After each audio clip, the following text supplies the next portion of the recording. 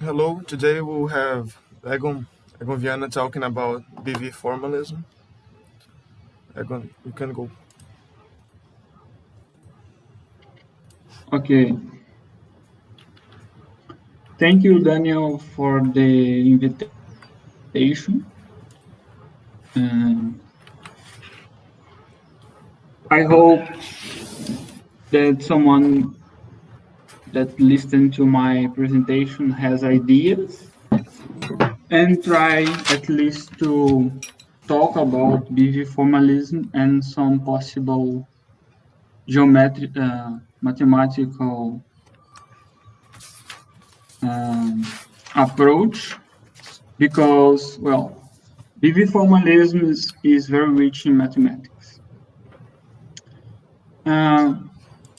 So BV formalism basically is a theory, is a formalism that represents a tool for quantization of gauge theories. So you know that gauge theories are usually hard to quantize, and one has a lot of problems, including the ambiguity in the description of the field. So when you quantize, it arises a lot of problems, because maybe you fix different gauges and it gives you different properties of the theory that are harder or easier to quantize. For example, it can have some divergences if you don't treat correctly the gauge fixing. So BV formalism is a generalization of some methods to quantize gauge theories that is very rich in mathematics, because it claims to be something that predicts all the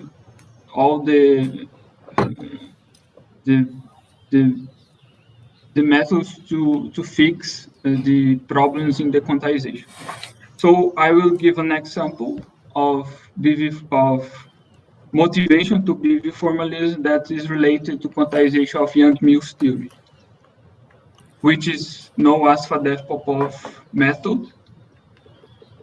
And this inspires our understanding of BV formalism. So in BV formalism, I will just give a definition first, and then discuss what's going on. So a BV theory, I could say, following some works, some papers, some books, that is a set of data. First of all, you need a supermanifold. So it's not that usual theory, but you need supermanifolds, because we're talking of quantum field theory, then we need fermions. So it involves quantities that are fermionic. And these Z-graded supermanifolds are called BV fields. We need odd symplectic structure that arise in classical approach, but now odd symplectic structure, because we are on supermanifold. And the BV action, because it's a special action, since it satisfies a constraint, which is this. And this is related to generating an operator that is nilpotent. If we think of Q as something like this. So from Jacobi identity, one see that this is nilpotent operator. So actually, there are some things that changes when you think about quantized or quantization of theories. First of all, these quantum corrections are, for example, you have to introduce a measure on the space of fields. And this measure is very, here, space of fields. And for example, you can think of a mu in quantum chromodynamics. That is the connection of the theory. And for example, when you consider quantum chromodynamics, you integrate the path integral using something that we know, but we don't know because it's well defined mathematically. So this can be more general than this, of course. So this is called the BV fields, the space of BV fields. And another correction is that, well, if classically you have just an S satisfying this equation that is known as classical master equation, quantically you have a sort of an extension in terms of H bar, of course. So you're considering now a lot of corrections that then belongs to these polynomials, modulo polynomials with coefficients on H bar, with coefficients on this model. And this is Evan. I will say that a supermanifold is sort of an generalization of a vector space that has two statistics, 0 and 1. So this is something that has coordinates as usual, but the coordinates of V1, which is the odd part, this is odd, this is even, is behaved as a fermion. So there is a possible definition of super vectors, but I suppose that you already know. So I'm just emphasizing these properties of supermanifolds and supervector spaces. So if in one hand you have these corrections to the action, you have a correction to the master equation. So this has to satisfy a constraint, which is, well, we have the classical part here, but we add a quantum correction equals 0. And this is part of something that's called BV algebra. And here arrives a lot of interesting mathematical structures. So a BV algebra consists of a graded algebra, super algebra, something like a Poisson bracket, and a Laplacian operator.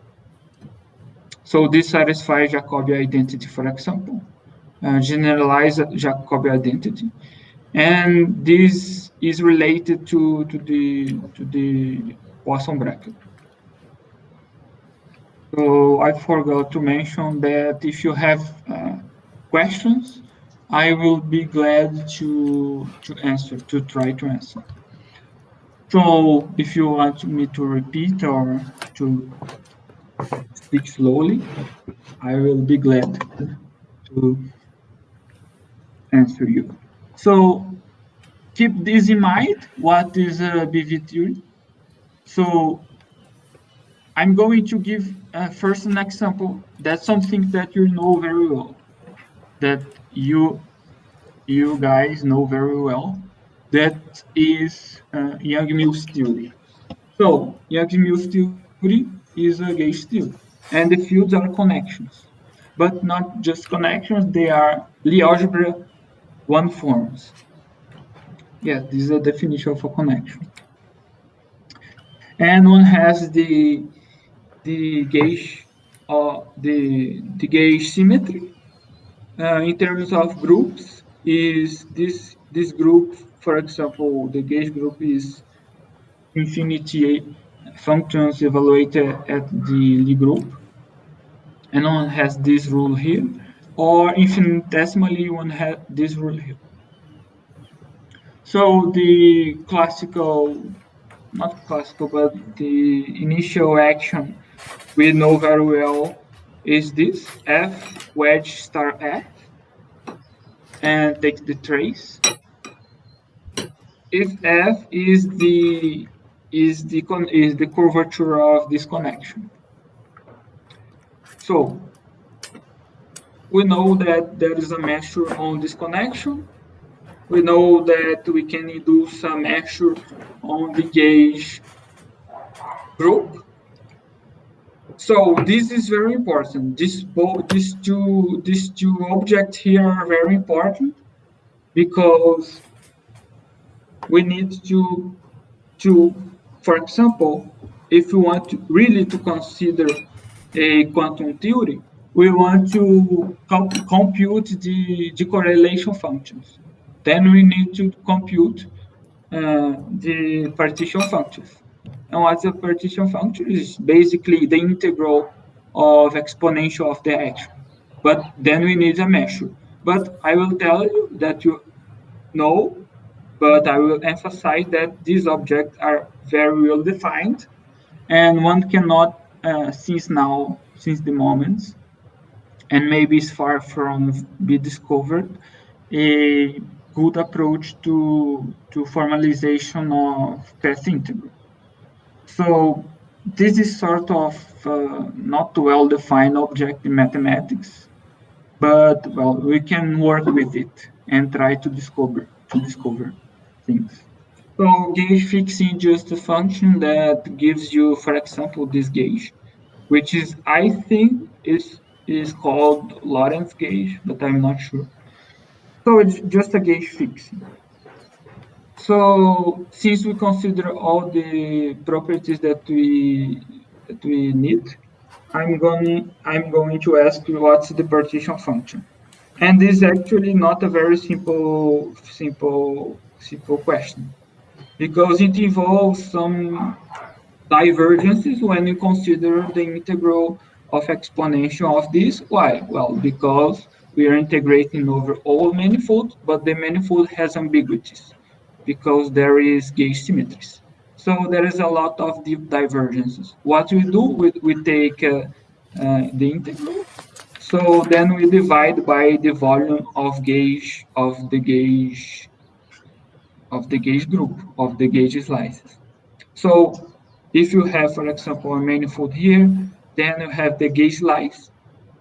You integrate over all this, and we don't want to consider the other slices. Then we divide by the volume of this manifold, and this gives you the procedure which is known as Faddeev-Popov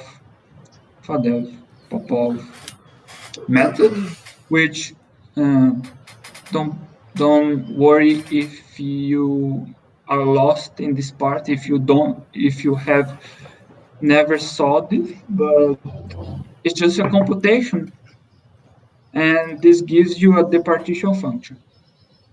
Well, since you have to not normalize, but to regularize this path integral, so it will appear some auxiliary fields, which the ghosts. So the A is the field, the connection. It appears a little number of ghosts, which in this case of Young-Mills is this lambda and C bar exponential of this, and as Faddeev-Popov is a new action that comes from the Faddeev-Popov procedure, which is of course as Young-Mills plus a bunch of terms. So the idea of this seminar is not to compute these things explicitly, but just show that if you take care of this procedure, you're going to obtain this. This is a very famous result.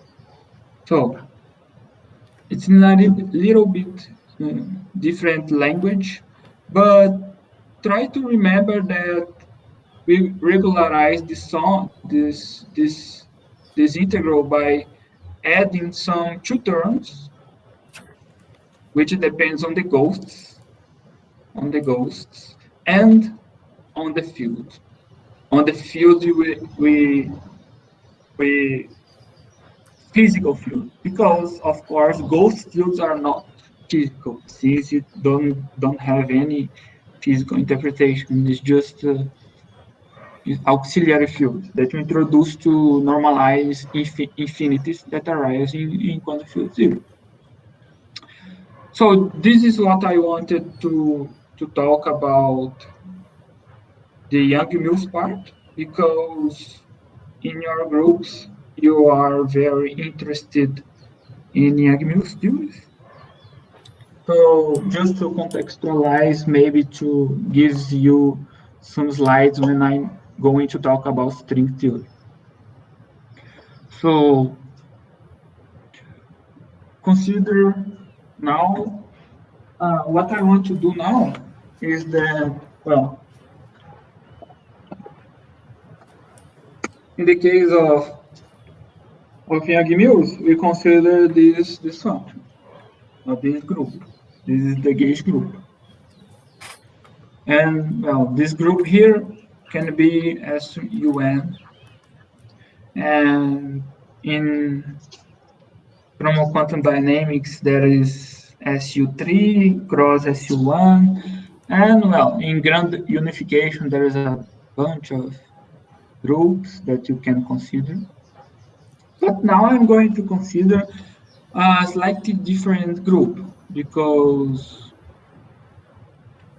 in string theory, for example, if you have a string, a propagating string, a closed string, open string, then you have the wordsheet. We have strings, and it propagates. So it propagates through the space-times. So there is a lot of different ways to parameterize it, and there is, of course, not a correct one. So if you consider all possible parameterization, this gives you a symmetry, because the theory cannot depend on the parameterization.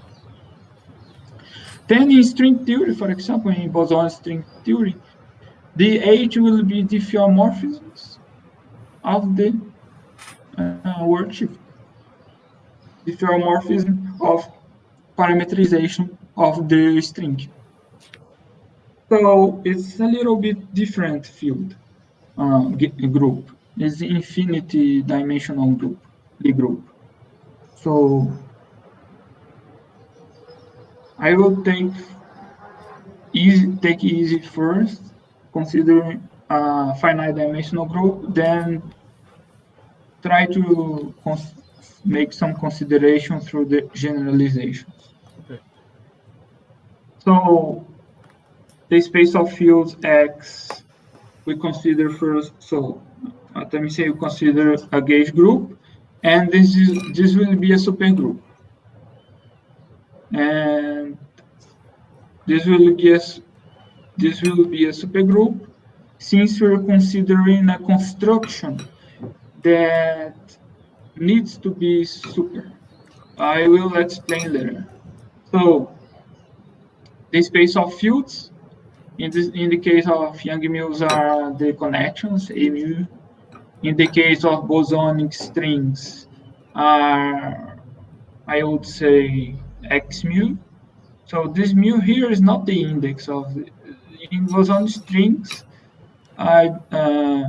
There is scalar fields mu from 1 to the dimension of space-time, usually 26 in bosonic case. But each mu gives you an scalar field.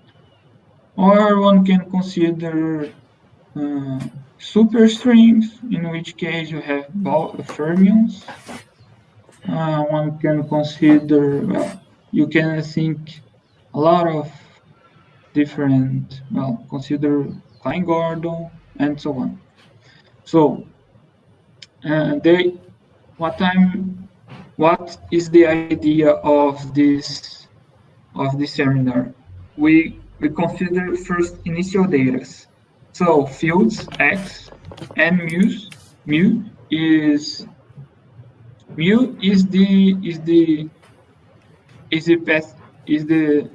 the measure of path integral on the field. So we pretend that we know very well, but we are at least able to make computations. So this is gonna be something like this, the mu. It's very well known from quantum physics. And the dimension of the group is actually not a gauge group, not a supergroup, because the fermionic statistic is 0. But it will be important to consider these statistics because I want to consider the tangent space of the Lie group and do something that's called parity operation. I put a P here. It means that here we have coordinates on the manifold H. And here is the coordinate of the fiber. So the dimension is 2n. But here, I will change the statistics. It means that these are fermions. So the statistics of PTH is n/n.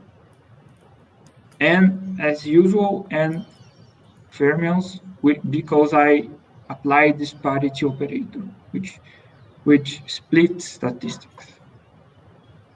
So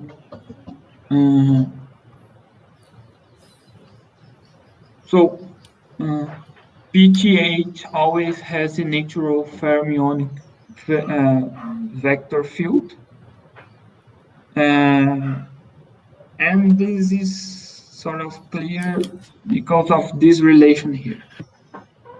Functions are differential forms on them. This is, well, what are differential forms? No.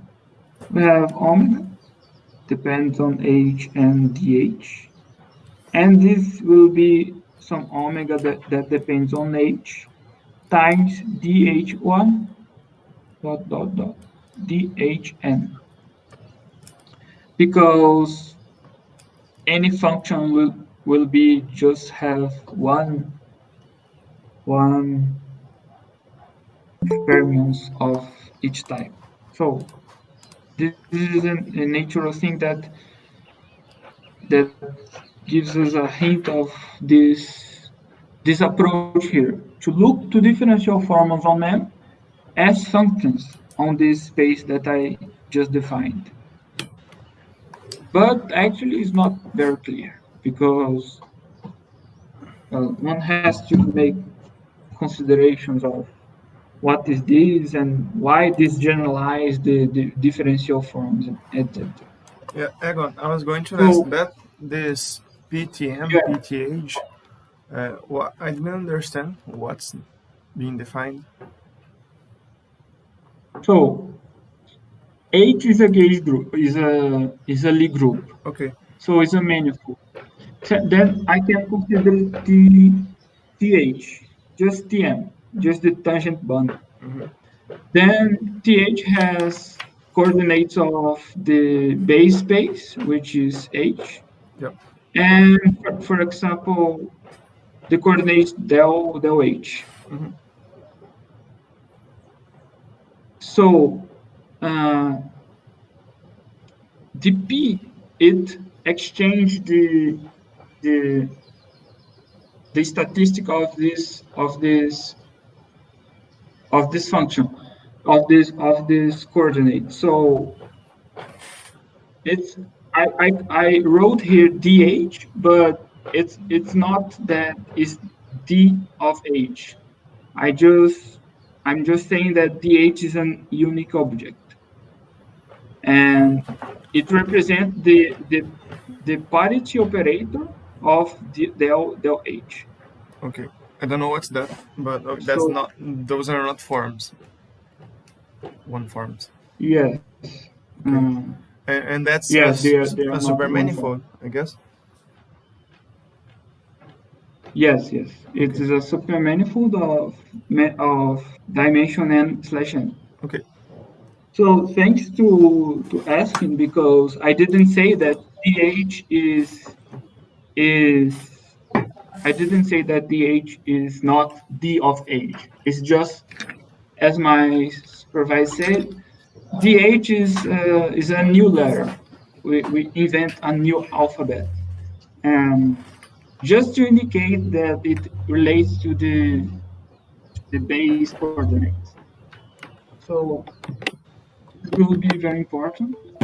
We have then this manifold here, which is PTH cross X, and PTH, as we saw, has this coordinate, and X is the coordinate of the field.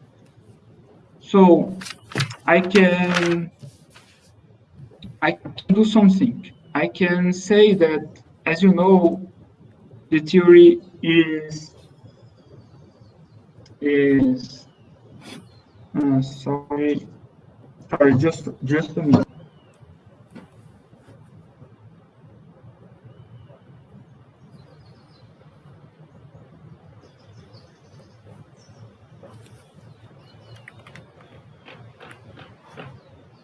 For example, the space PTH cross X and take some equivalence.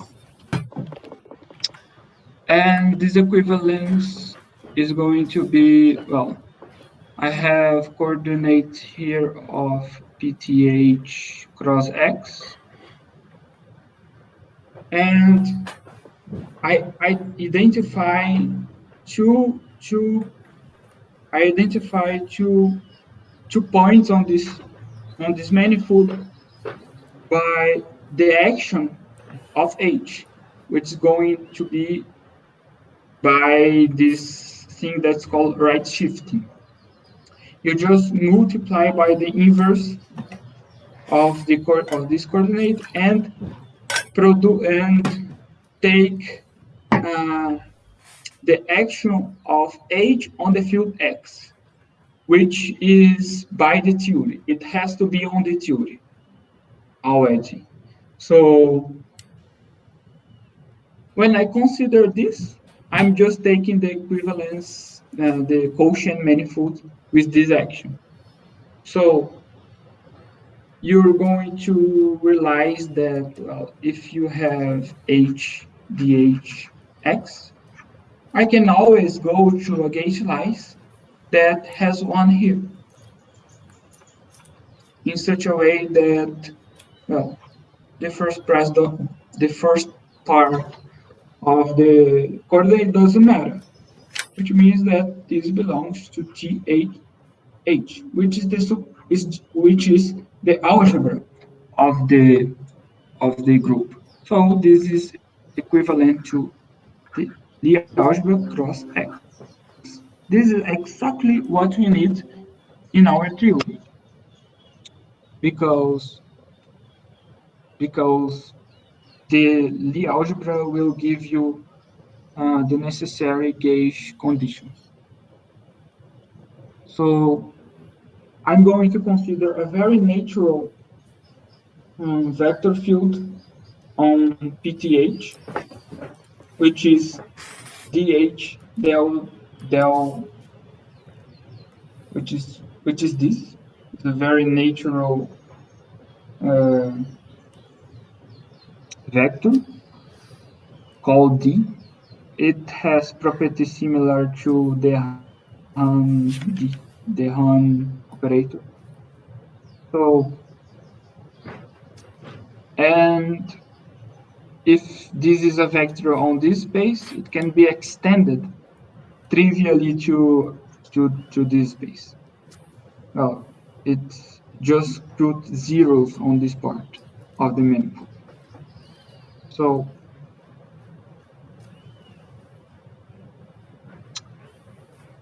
So then, as I said, I consider this action. This is called right shifting. I don't know how to write shifting. And this is an action. I will take this very natural defined operator and well, what I want to do is the picture is the following. This is our whole manifold, PTH cross X. Then I restrict to some gauge slice, which I saw that is this. So the D is defined on every point on the manifold. I just want to consider the vector on this gauge slice, but then I have to do the pullback, the push forward of the vector D. So I take this, I apply pullback, and this becomes a parallel vector on each point of the slice. So I'm going to do this. It's very simple. We just apply pullback in coordinates. So it will give you some formulas.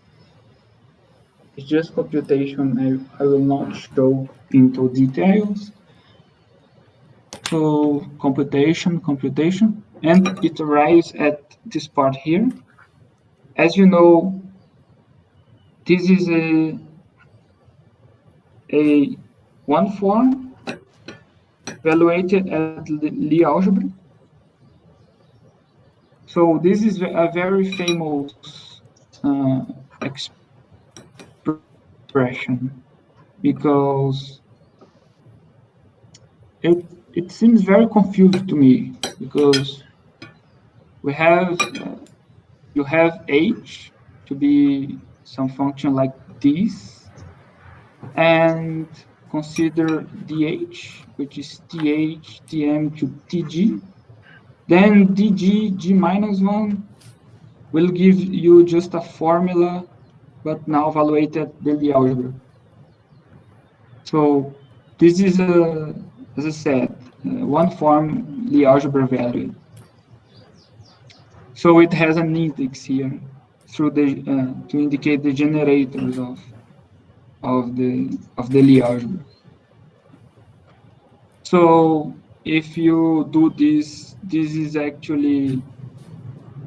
means that you have to do dh, h minus 1. You have to commute the part that is responsible, that is related to the Lie algebra. But you have to do the wedge product. So you have this strange notation here. It just means that you do something like this: dh a wedge dh b ta tb. So this gives you the operator that the q, which is just the pullback of the natural operator d. This gives you this expression. For you that just studied Young-Mills quantizations, so chromodynamics, you will identify this as the BRST operator,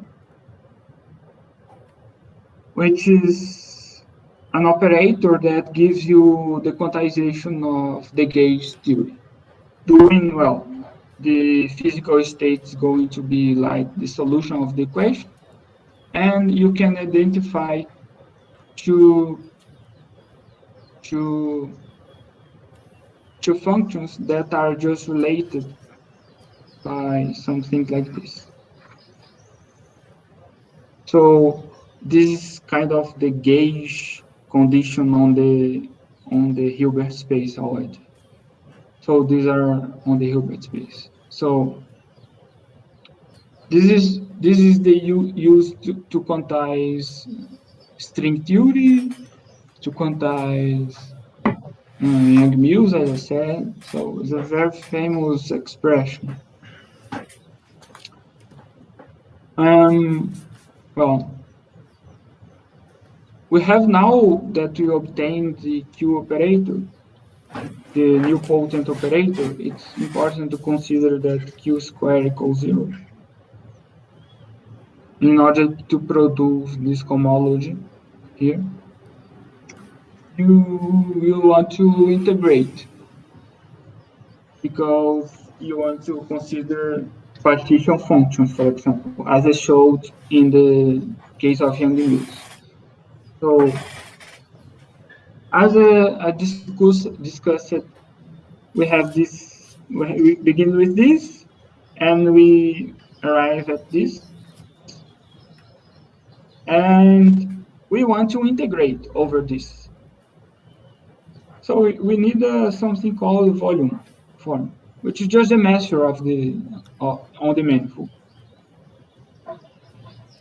So I'm going to consider this operator D,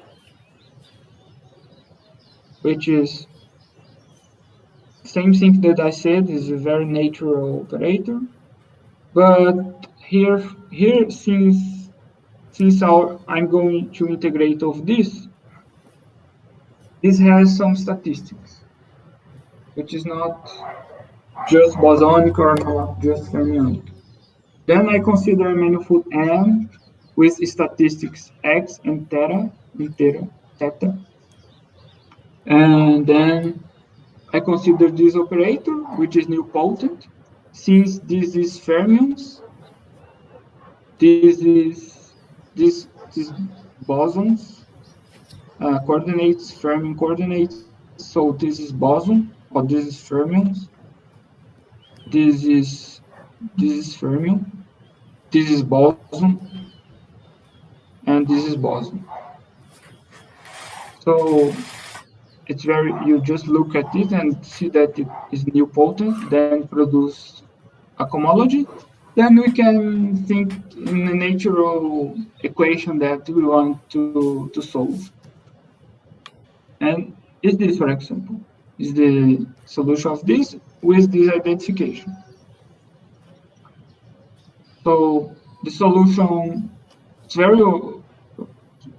not complicated. You just see that in order to be 0, you have to have all the fermionic coordinates multiplied.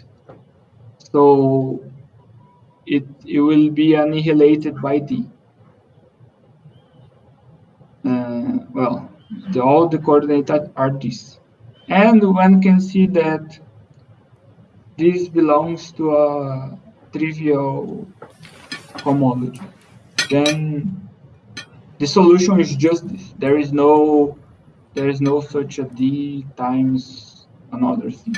The solution is this. And this is, if you have studied quantum field theory, you will identify as, well, when you consider fermions, and for example, and you're there on the quantization of Dirac field, and you have thetas, fermions. So if you want to consider something like this, you just realize that this is the same as differentiating. because this is as fermions, theta square equals 0. So, and if you want to consider integration over this whole manifold, you integrate over bosonic, and you differentiate over fermionic. What I'm trying to say is that this is called Beresian integral, which is not definitely not obvious that this is true, but Beresian integral. There is certainly a mathematical justification to this, but physically it's very easy to see that this has to be true. So,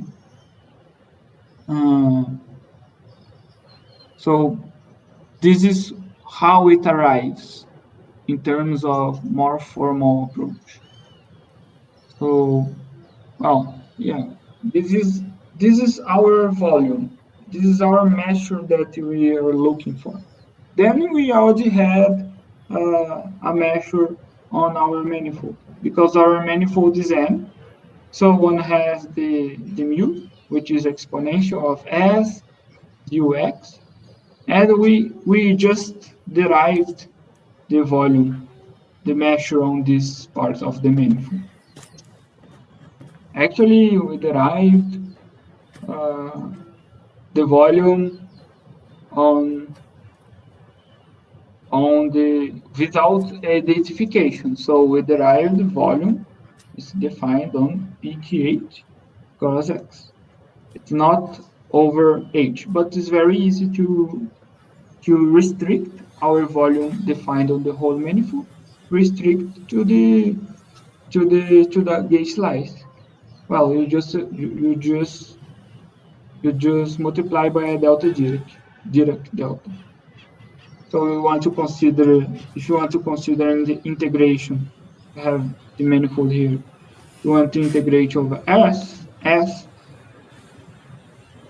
and you know the measure here. You have a function well defined here. You have a function defined here. Then if you integrate over S, this function, it will be just n of f, but you just want to consider things on S. So it's what I did here. So this expression defines this integral on this manifold. So this part is a little thorough. So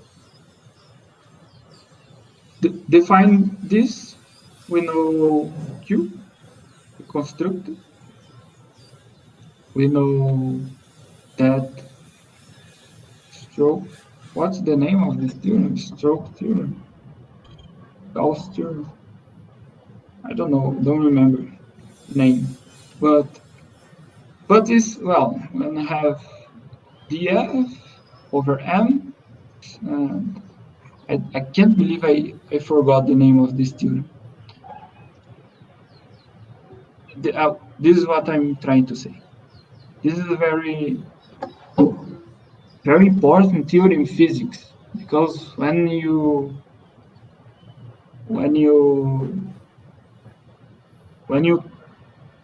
compute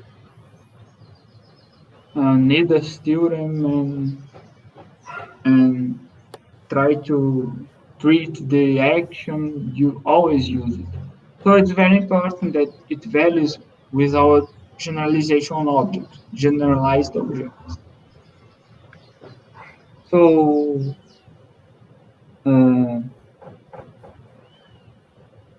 I want this to be true, but actually it's not trivial. It's not immediate. And actually, it's not true if we don't impose anything on the action on the BRST operator. So we need to impose something, And that's how I'm going to justify the quantum master equation. The master equation is the most important thing in it's a very important thing in BV formalism. So we can see that the Q is D plus V. Why? Because Q is pullback, is the push forward of D. So this is something crazy here, something very, and it doesn't see the gauge slice. So, for example, in this point of the gauge slice, the D has a parallel part and a vertical part. So this is how I define Q, and this is D.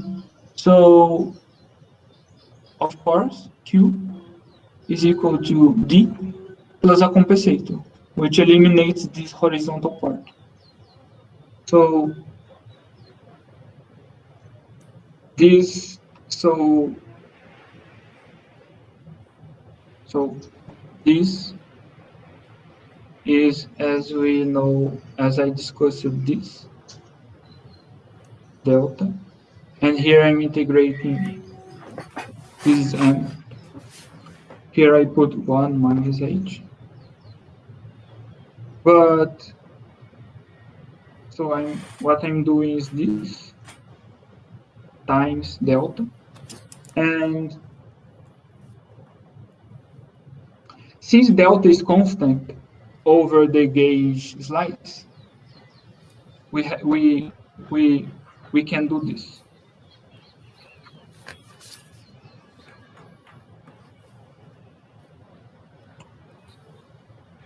Since by chain rule it will not change.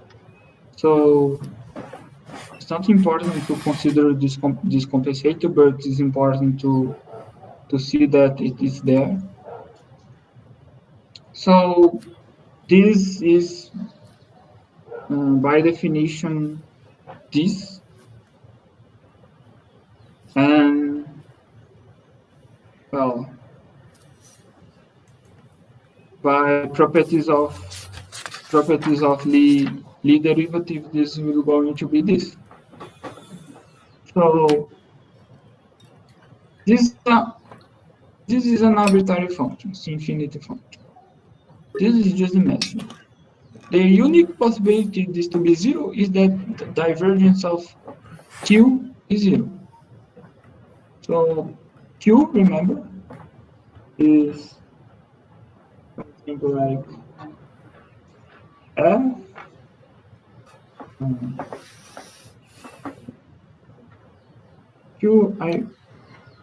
Q is something like this. So the divergence of Q is the divergence of Q is gonna be 1/2 F A B C E A. Okay, plus CA del mu VA. So it's just divergence. There is no secret here.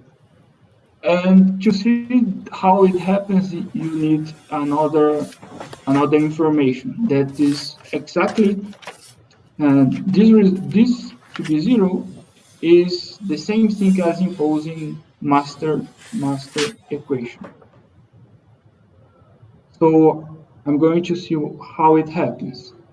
So to consider master equation, first I need to talk about BV phase space, which is the object that we are interested in. So I so far consider n equals to this space that I constructed, and It could be another space, but I'm going to consider, as we consider in classical mechanics, T star M. But then I will split the statistics out. So if in M I have coordinates phi, in P T star M I have coordinates phi and phi star. Just a notation. And our canonical form will be this, and omega will be d alpha, with up to a minus sign here that I don't know, we need to adjust it. It is gonna be th b d star. So this is the symplectic form of my phase space, of my PV phase space, which is a different because of this. So it has a factor of minus here. And well, if I consider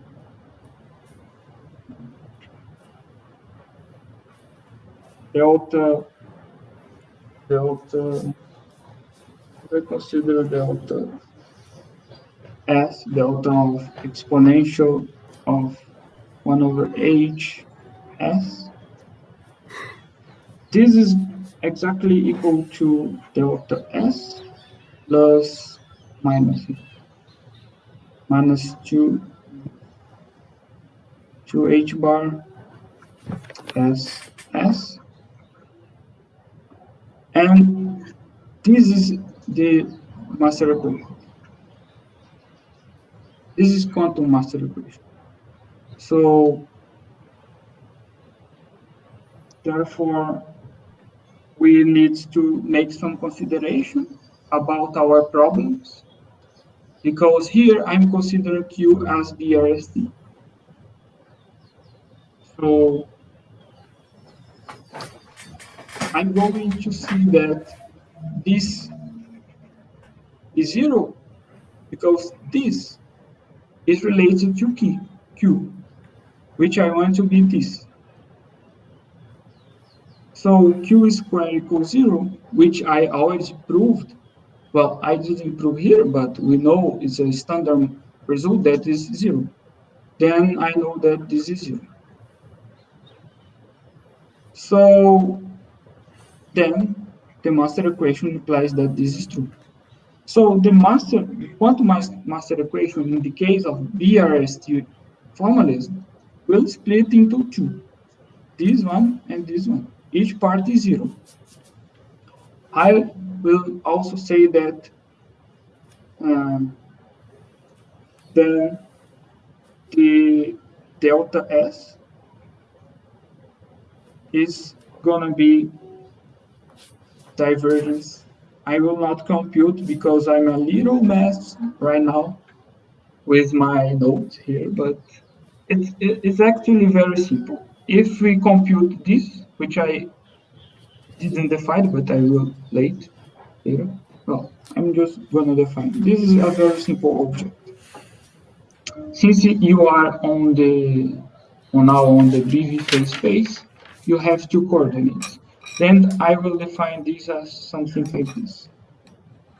The x, and well, if you have parameterized coordinates, it will going to be like something like this. And this depends on x. And phi are fields, which depends on space-time mainly. So here I integrate space-time. And there is some final here.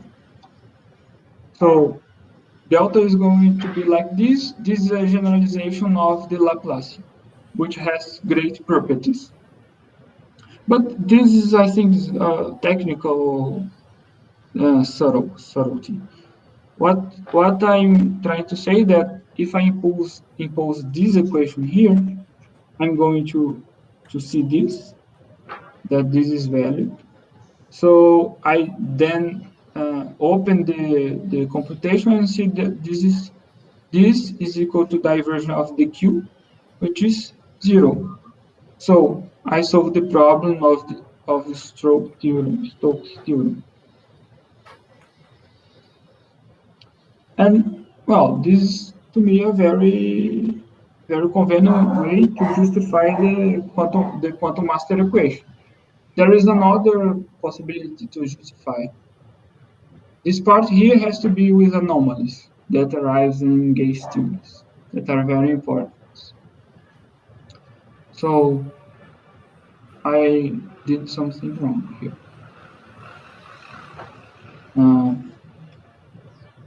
This is the classical part, and this is the quantum correction.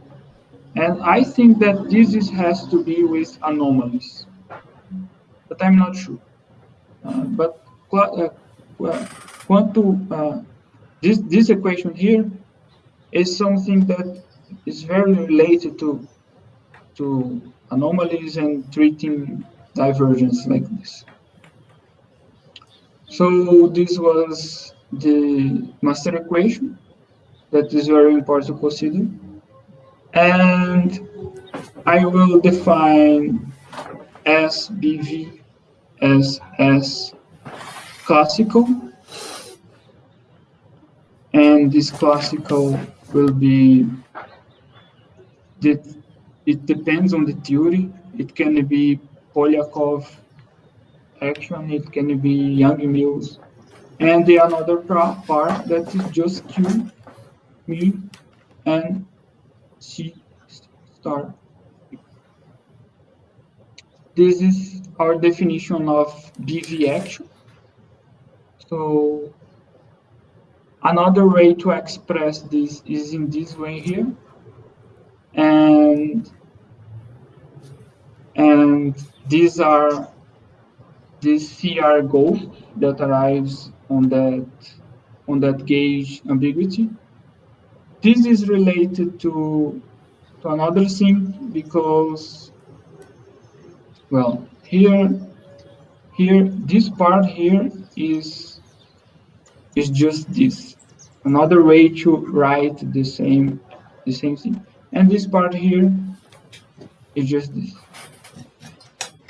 And the X, the field is going to be what I called X and I.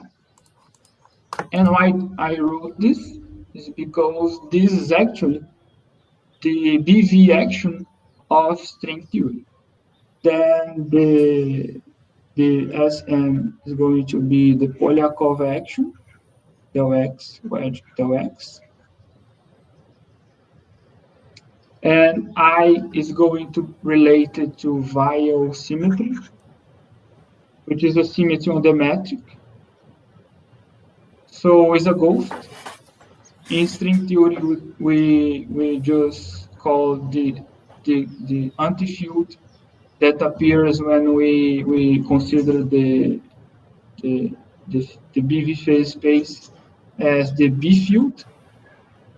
This is just C is due to diffeomorphism ambiguity on the word shifting. So we have word shifting, as I said, you have parameterization. So it gives you this auxiliary field. So,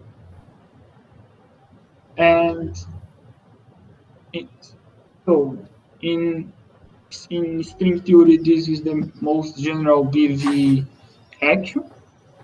And what's interesting is that I said that a BV theory has to be an action, has to be a phase space, the BV phase space, which I just constructed with this, and has to be measures and has to be an odd symplectic form.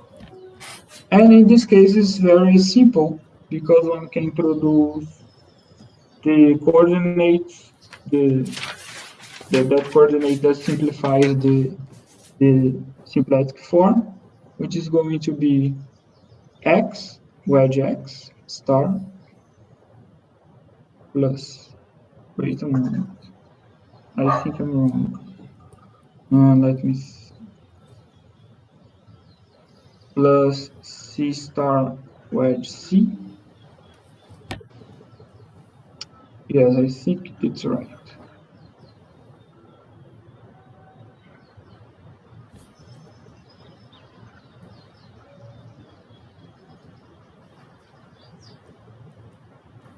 Here is some variation of the field that I needed to define, but just the form of the symplectic form.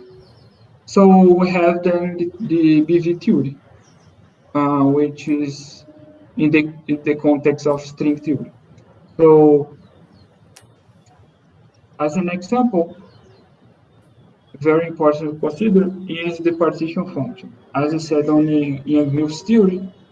But in this case, we have to integrate over a gauge slice.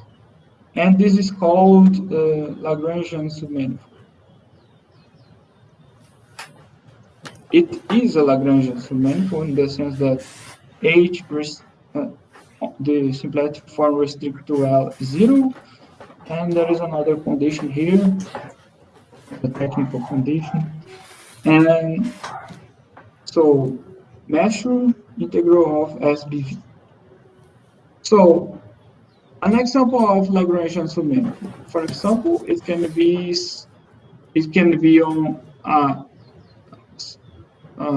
in coordinates locally this and I to be fixed constant. So this will give you, fixing this Lagrangian submanifold,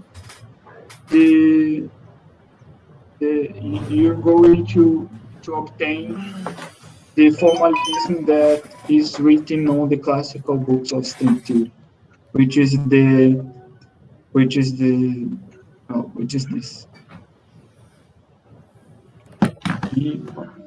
So this is used to do many things in boson string theory. But if you fix, for example, if you try to fix another Lagrangian submanifold, if you can try to do like this and this, and maybe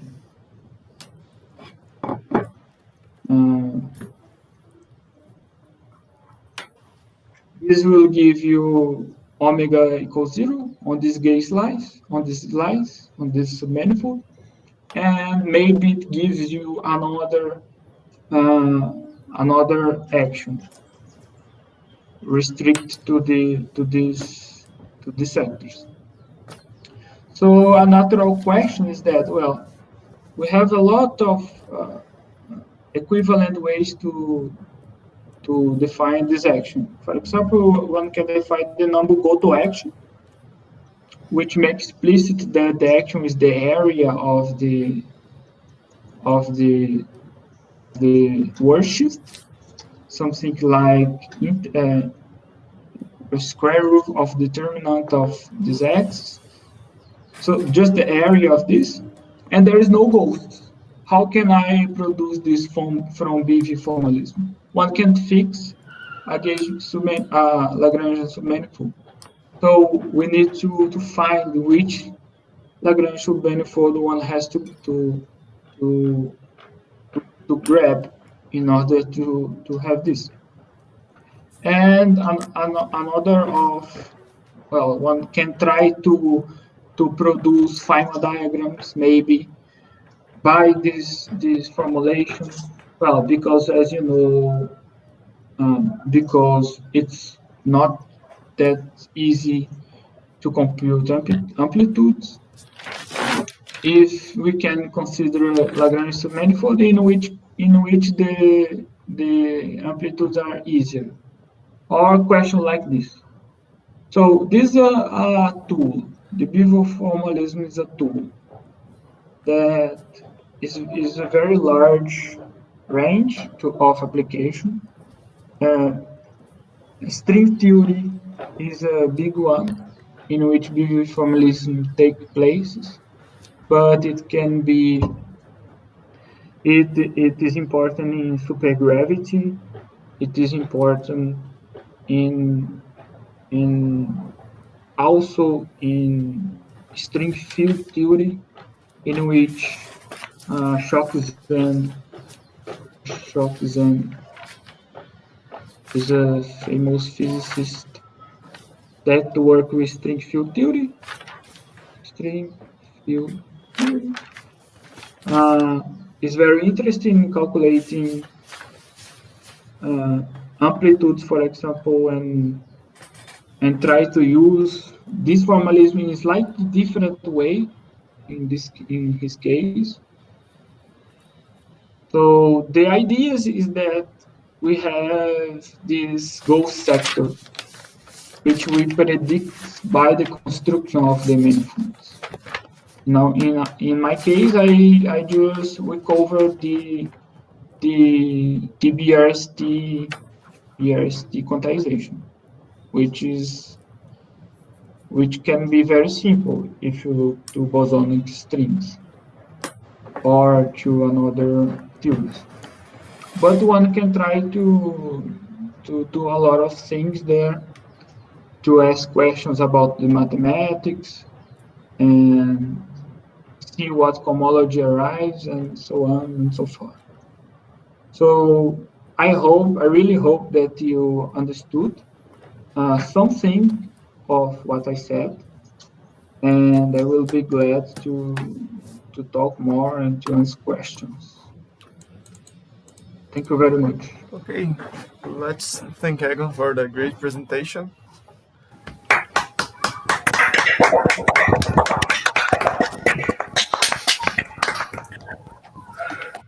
Okay, anybody got any questions? Okay, I will stop the recording.